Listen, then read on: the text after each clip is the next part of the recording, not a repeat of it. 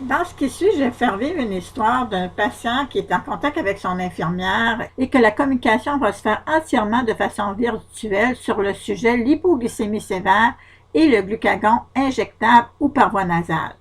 J'aimerais voir avec vous si vous faites des hypoglycémies fréquentes et si vous en ressentez bien les symptômes. Je vous remercie de m'appeler. Oui, je fais des hypoglycémies fréquentes et je n'en ressens pas toujours les symptômes. Il est très important que vous ayez du glucagon à la maison en tout temps. J'ai même déjà fait une hypoglycémie sévère et ma conjointe a dû intervenir et elle a eu vraiment peur. En présence d'hypoglycémie sévère antérieure, il faut éviter que vous fassiez des hypoglycémies au cours des prochains mois. Nous allons réduire l'insuline afin d'éviter toute hypoglycémie. Je vous suggère d'avoir en votre possession du glucagon par voie injectable ou par voie nasale. Je vous achemine la technique et nous allons en discuter avec votre conjointe. L'infirmière explique la technique détaillée au patient en compagnie de sa conjointe. Elle lui montre le boîtier d'insuline et elle lui explique chacune des étapes. Injecter tout le contenu de la seringue dans la fiole de glucagon, retirer la seringue de la bouteille, agiter doucement la fiole jusqu'à ce que le glucagon soit clair comme de l'eau, reprendre la totalité du contenu de la fiole et enlever le maximum d'air. Injecter la solution dans une zone facilement accessible. Elle peut acheminer aussi la technique de façon plus imagée par courriel et revoir chacune des étapes avec le patient et sa conjointe. L'infirmière va discuter avec son patient et sa conjointe de l'autre option disponible qui est le glucagon par voie nasale. Le glucagon par voie nasale n'est pas couvert par la Régie de l'assurance maladie, ça viendra probablement. C'est un produit québécois.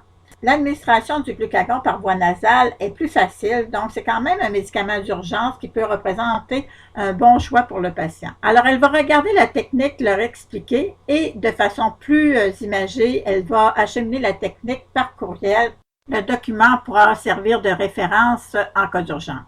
L'infirmière va expliquer la technique de glucagon intranasal. Retirer la bande rouge, retirer la bande blanche, sortir le dispositif de glucagon. Insérer le tube doucement à l'intérieur de la narine. Pousser la poudre à l'intérieur de la narine jusqu'à ce que la ligne verte disparaisse. Appelez la ligne 911. Évidemment, la technique, elle est expliquée et le document visuel qui sera acheminé par courriel pourra servir d'aide visuelle. C'est un médicament qui coûte 128 $. Il se conserve 2 ans à la température de la pièce. Le glucagon agit dans les 5 à 15 minutes après l'administration. Le temps qu'il faut pour appeler rapidement la ligne 911. Dès que vous êtes en mesure de boire, prenez au moins 20 g de glucose, qui consiste à donner 4 cuillères à thé de sucre dans un verre d'eau. Ensuite, prenez une collation afin d'éviter toute hypoglycémie. Assurez une surveillance intensive de la glycémie aux 2 à 4 heures et de façon quotidienne. Revoir votre traitement à la baisse avec votre équipe de soins afin d'éviter toute hypoglycémie pendant plusieurs mois.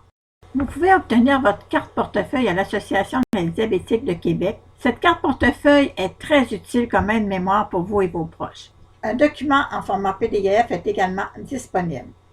Suivez nos capsules sur le site Les Diabétiques de Québec et bonne continuité.